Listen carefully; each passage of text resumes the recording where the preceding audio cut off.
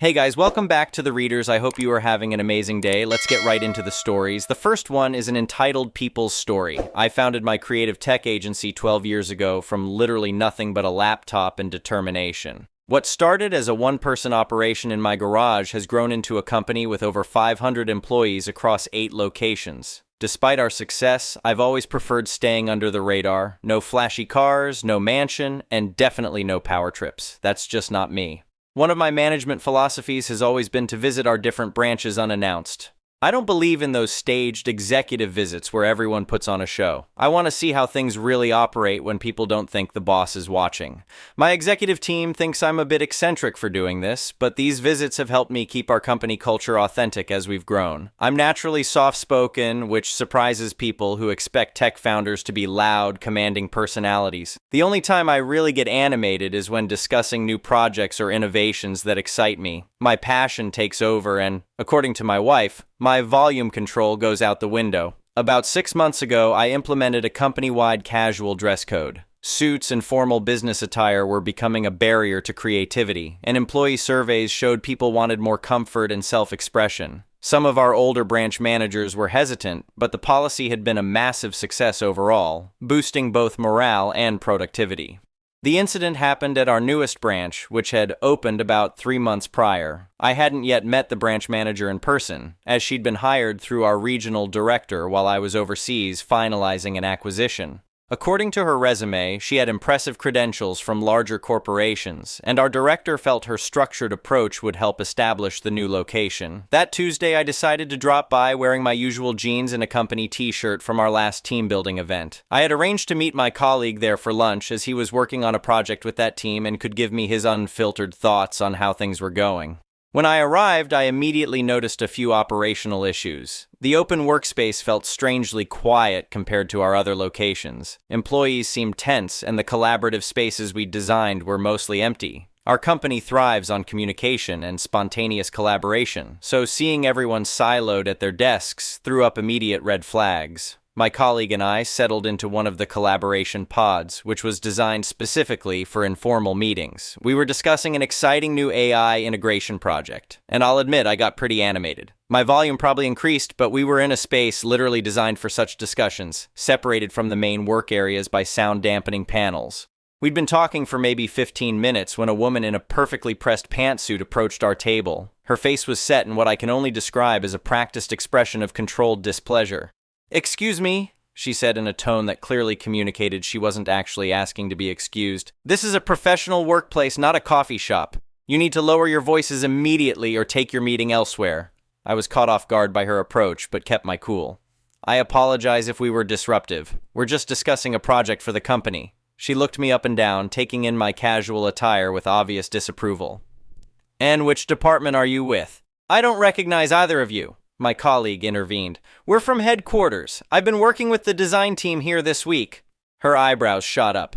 "Headquarters? In that attire? I find that hard to believe." I was personally hired by the regional director, and she assured me this company maintains professional standards. She emphasized the word professional while giving my jeans another disapproving glance. "The company actually changed its dress code policy a few months ago," I explained calmly, "and these pods are specifically designed for collaborative discussions.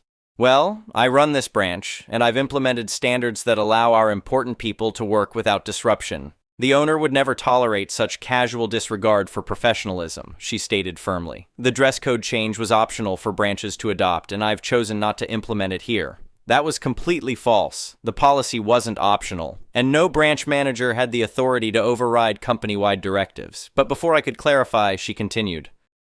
"Now, I'm going to have to ask you to leave this area. We have important clients visiting this afternoon, and I won't have them thinking we run some kind of startup playground."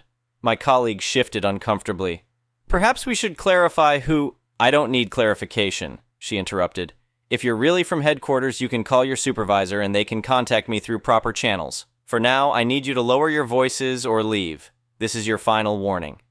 The interaction was becoming increasingly uncomfortable. Several employees were watching now, and I didn't want to create a scene. I reached for my bag to get my company ID. "Look, there seems to be a misunderstanding. Let me just show you." "No, the misunderstanding is yours," she snapped, her voice rising. I've asked you politely to respect our workplace and you're continuing to argue. I'm going to call security if you don't leave immediately. My colleague tried again. You really don't understand who you're talking to. That was apparently the wrong thing to say. Her face flushed with anger and she reached into her purse. Are you threatening me? I will not be intimidated in my own branch. To my absolute shock, she pulled out a small canister of pepper spray. Several employees gasped and someone called out, "Wait, don't! I'm giving you 5 seconds to pack up and leave before I call security," she said, holding the pepper spray at her side. "And if you make any threatening moves, I am prepared to defend myself." I stood slowly, hands visible. "There's no need for that. I'm just going to show you my ID, which will clear this up immediately." As I reached toward my pocket, she apparently interpreted this as a threat. Before I could even touch my ID, she raised the pepper spray and discharged it directly at my face. The pain was immediate and overwhelming. It felt like my eyes and skin were literally on fire. I stumbled backward, knocking over a chair, while my colleague shouted something I couldn't make out through my own coughing and gasping. Several employees rushed over. Someone guided me to a sink while another person retrieved the first aid kit. Through the burning and tears, I heard confused voices. "That's him! That's literally the founder! Oh my God, did she just pepper spray our CEO? Someone call HR immediately!" As my eyes were being flushed with water, I heard the branch manager's voice switch from authoritative to uncertain. "What are you all talking about?" This person was being disruptive and threatening. My colleague, who had thankfully avoided the spray, responded with remarkable restraint. "This is the founder and CEO of the entire company. The person you just assaulted built this company from nothing." There was a moment of complete silence before someone handed me a towel. Once I could partially see again, though my eyes were still red and swollen, I turned toward the manager.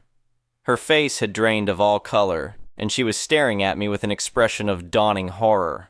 I took out my phone with my company founder authentication and called our head of HR, putting it on speaker. After explaining the situation as calmly as I could, I handed the phone to my colleague to fill in details while I recovered. The branch manager started stammering apologies, but I held up my hand. My eyes were still burning intensely, but I managed to look directly at her. "We'll discuss this tomorrow at headquarters, 10 a.m. Bring all your documentation about branch policies you've implemented." Rather than fire her on the spot, which everyone clearly expected, I wanted to understand how we'd reached this point. Had our hiring process failed? Was our company culture not being effectively communicated? Or was this simply someone drunk on a small amount of power? Whatever the case, there was a valuable lesson here for the entire organization. After receiving proper medical attention and confirming no serious damage had been done, I spent the rest of the day talking with employees at that branch.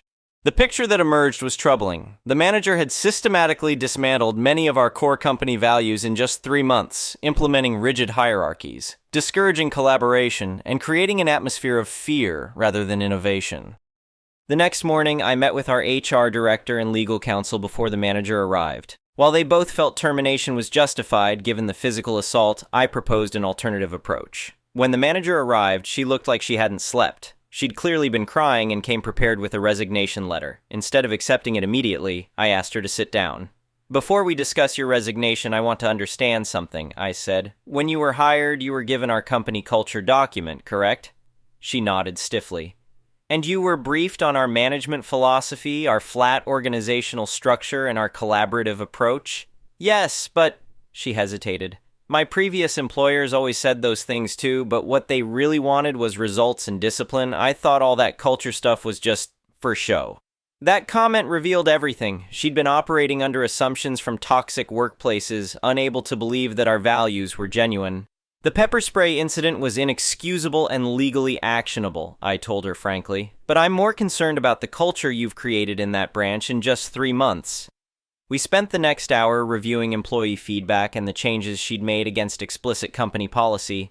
To her credit, she didn't make excuses, but seemed genuinely shocked at how her actions were perceived. Instead of accepting her resignation, I proposed a different path forward. "Here's what I'm offering instead of termination," I explained. 1 month working in our customer service department to understand our product and users, complete our conflict resolution training program, develop and implement a branch-wide initiative focused on workplace respect and collaboration, and personally apologize to everyone who witnessed yesterday's incident. She stared at me in disbelief. "You're not firing me? After I pepper sprayed you?"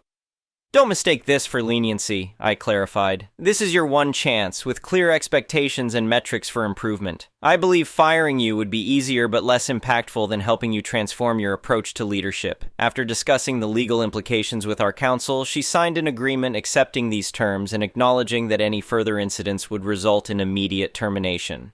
The following weeks weren't easy. Her time in customer service was humbling, as she later admitted. The conflict resolution training forced her to confront her assumptions about power and authority. The branch-wide respect initiative, which I insisted she develop with input from all levels of employees, slowly began repairing the damage. 6 months later, I returned to that branch for another unannounced visit.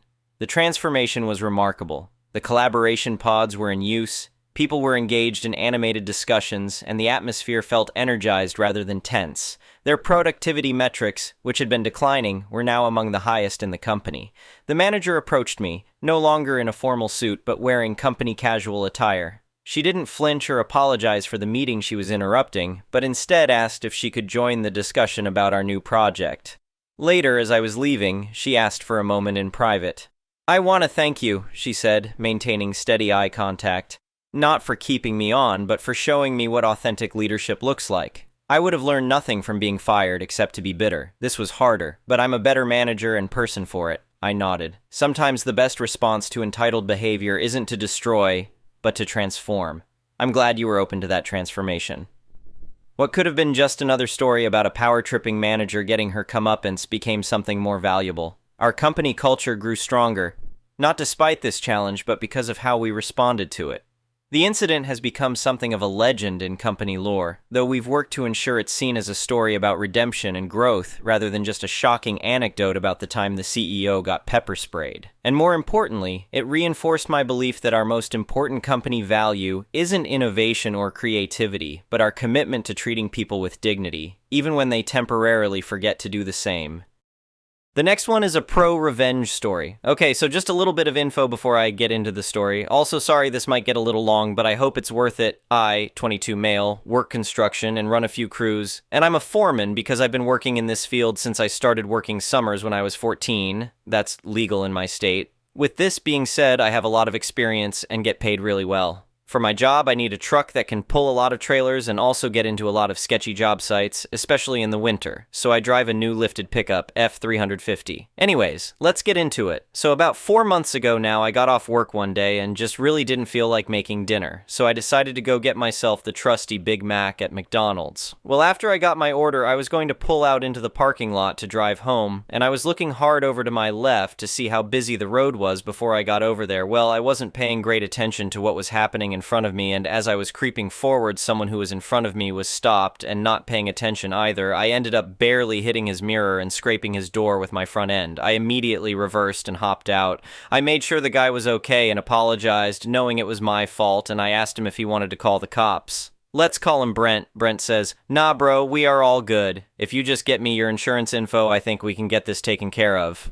I was fine with that, as there was no damage done to my truck, and it's not required to call the cops for an accident if it occurs in a private parking lot. This is relevant later. We exchange info, and he seems pretty cool, so I tell him to go get the damage bid, and I'll just pay in cash, so my insurance rates don't go up as long as he's okay with it. He says that's fine, and we both just leave, and I feel like a moron, but all in all, Brent seems like a cool dude, and I just hope we can get it sorted out smoothly. About a month passes by, and I haven't heard anything from Brent or the shop I told him to go to. Honestly, I wasn't too stressed about this, because if he decided to not get it done, that's on him. Well, he calls me up one day at about noon saying he can't remember my name and he wanted to tell the guys at the shop who sent him there because it seemed like we knew each other. I told him my name and the guys at the shop gave him a deal. Pretty sure they say this to everyone, LOL. He sends me the bid for damages and it comes out to $2,403. This was more than I imagined, but I said to get it done and ID take care of the bill afterward, and that was that. He hung up, said it was cool, and I went on with my day as usual. Another month goes by, and I don't hear anything until Brent calls me up while I'm at work again and says, "Hey, brother, I talked to the shop and they said they can't get me in for another 2 weeks or so, and they may end up charging me more if they find more damage." I say, "Okay, sounds good, just let me know, man. I hope it goes smooth for you, and I'm sorry for the inconvenience." He seems to take it good, and I'm really trying to just be a good person. He responds with, "Well, after talking to my wife, I'm okay if you just wanted to write a check for $2,500 and we can call it even." This seemed odd to me because why the hell wouldn't someone want their vehicle repairs all paid for? I say, "Okay, man, let's set a time and place to meet and I'll get you paid." He liked the idea and ended the call by telling me he would let me know. Yet another month passes by and I hear nothing again. At this point, I'm getting fed up and just want this situation to stop being over my head. He hits me up at 11 p.m. one night and asks if we can meet in town. I found this kind of disrespectful because I was nearly asleep and had to be at work at 5 a.m. the next day. Either way, I said that was fine and took my $2,500 cash and wrote up a quick contract saying this payment would be accepted as payment in full for the damages, and by accepting it, it would release me from any and all liability. This was a pretty fair contract, I believe, as it was the deal we had already made over the phone, just in writing. I get to the place we suggested as a meet-up spot, I give him the cash, and he signs the contract without hardly even reading it, and he didn't want the copy. This was a red flag to me, but I just assumed he really didn't care about it all that much, so I just send him the photo of the contract and go back home for some beauty sleep. As you can guess by now, another ducking month goes by with me just living life carefree and not a worry in the world about this stupid car accident. Well, I go to check my mail and I have a notice from this guy's lawyer that he is suing me for not paying after wrecking his car. This pissed me off, but I also knew I had plenty of text messages and a contract on my side. I immediately call Brent and he blocks my number. Luckily enough, my girlfriend works for a lawyer, so I get him updated and he says he'd love to help. He lets me know I saved my ass by writing that contract, as any contract worth over $500 is to be held up in any level court in my state. I immediately get to work on my revenge. I remember on the side of this guy's car he had a business logo and I took pictures of the damage, so I hop online and get to the BBB to look up who owns this company, thinking that surely he couldn't own the business because he is such an idiot. I was wrong. This guy owns the company, and I can see that he has about 12 one-star reviews all in dispute because of his shady business practices, telling people it will cost one thing and then charging them 4 times what he said it would. Sound familiar? Remember when he said the shop may charge more than the original $2,403? That's right, he was suing me for $10,000. 4 times what the shop told him it would cost. Unbelievable. He was trying his same sneaky crap on me. My lawyer takes note of this and we show up to court ready for war. This guy is sleazy. As we get there and all set up, he says, "You ready to give me more of Daddy's money?" With a smirk. I guess just because I'm young and drive a nice truck and could afford $2,500. His lawyer gets up and starts trying to say BS from me hitting and running, and Brent barely got a picture of my license plate too. I tried bullying him into taking a deal for only $2,500 when the damage was clearly more than that. There were obvious holes in his story and he really didn't have much to say. Just imagine the smile on my face as my lawyer lays out the printouts of our text messages and the physical copy of the contract, which was signed by Brent. His lawyer was ghostly white and looked sick. After laying out all of the evidence, my lawyer pulled out a little hidden gem, the printouts of all the complaints we found on the BBB and how he was doing the same thing to me. That was the final nail in the coffin, as the judge said he had seen enough. He asked Brent for any final statements, and Brent said, "I don't even have the $2,500 anymore. Can I just get that then and we will be okay?" Literally admitting to the judge that he had received my money and his story was just a load of horse crap. I thought his lawyer was going to strangle him. It was beautiful. The judge ended up ruling in my favor and demanded him to pay my legal fees, as well as damages and lost wages because I had to miss work to be in court. The absolute sweetest part was that this particular day my crew was on a very high-wage job, and I was technically the one getting paid before I paid them out as subcontractors. This means I was to be paid $475 per hour. And this whole ordeal took about 5 hours. He ended up having to pay me almost $5,000. I don't think I've ever been so happy in my life. It was so long I just really felt the need to share. Thank you to anyone who made it this far. The next one is a malicious compliances story. This story isn't about the U.S. military, but I will use U.S. Army terms. Some background. I spent most of my military service in a Communications Command and Control Center, CC for short, which isn't as glorious as it sounds. It was mostly emails and Excel. Our CC was relatively high in the command chain. We were more big picture, managing the operability of communication systems across the whole military. The ones actually doing the work in the CC are enlisted soldiers, but because the work was relatively important, the commander of the CC was always an officer. At the time of this story, I was an E3, enlisted soldier, 3rd rank. I had a lot of time and experience on the job. One day we got a new commander, an O1, fresh out of officer school. She had a really crappy, "I'm an officer, you must respect me" attitude. I was more time than her in the army, I was also older, and my work involved interacting with officers with much higher ranks than her, so I couldn't give a crap, but I tried playing nice. Our work at the CC had a pretty normal procedure. We'd get some report, say maintenance A starting, something like that would usually be filed away immediately because we knew about it ahead, and they usually didn't affect anything. A report like someone dug through a fiber optic cable and a whole post lost internet connection would usually lead to us making some phone calls trying to understand if there are backups, who could fix it, and lastly, when we had all of the relevant info, we would notify our commander. She didn't care about that procedure. She wanted to be involved and assert her control. One day, she saw a report on one of our computers that we didn't notify her about yet, so she got really angry and said, "From now on, you are to notify me about every report." Big mistake. The CC worked 24/7, but there was only one commander, so if something really important came up, we would wake her up in the middle of the night, but most stuff was kept to the morning. Well, cue malicious compliance. That night, the night shift woke her up about 10 times, and they were being nice.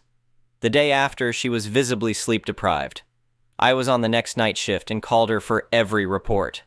Sometimes we'd get multiple a minute. She was basically doing the night shift with me. At around 5 a.m., she said, "Fine, you don't have to report everything, you know what's important and what's not." The next one is an entitled people story. I just saw a similar-ish post that reminded me of this unfortunate memory. This was a few years ago now, but it never fails to aggravate me. I used to work as a receptionist at a fairly busy medical clinic. It was the day before a major holiday, so the mood was jolly, and it was an uncharacteristically slow day in the office. We had a patient and his wife no show in the morning, no phone call, no reschedule, no nothing. Naturally, after about half an hour, their appointment is canceled. Things are running smoothly until we see a patient who was recently released from the hospital and is following up with us. They look extremely unwell. By this point, my spidey senses are tingling that something's about to go down. Mid-doctor's visit, the patient suddenly loses consciousness and begins coding, cardiac arrest. Everything is in literal chaos. The doctor and medical assistant are performing CPR while I'm on the phone frantically trying to get EMS out there ASAP. The spouse is crying and screaming, and patients are slowly trickling in to witness this all in plain sight. Naturally, most people were kind and concerned, giving us space to work, silently signing in their names and taking a seat. Of course, it's during all of this frenzy that entitled patient walks in. As I'm finishing up my emergency call, they begin tapping repeatedly on the glass. Entitled patient: "Hey, we're here for our appointment. I hope the wait isn't going to be long. Also, it's very rude that you were on the phone when we walked in." Me: "I apologize. As you can see, we're currently in the middle of an emergency. Also, your appointment was over 2 hours ago. It's already been canceled." Entitled patient: "Yeah, I know we're a little late, but can't you guys just fit us in somewhere? I mean, we're already here now. Why can't we just have that person who's dying on the floor's appointment? They're not going to be using it." Their actual words. Me: "What the duck?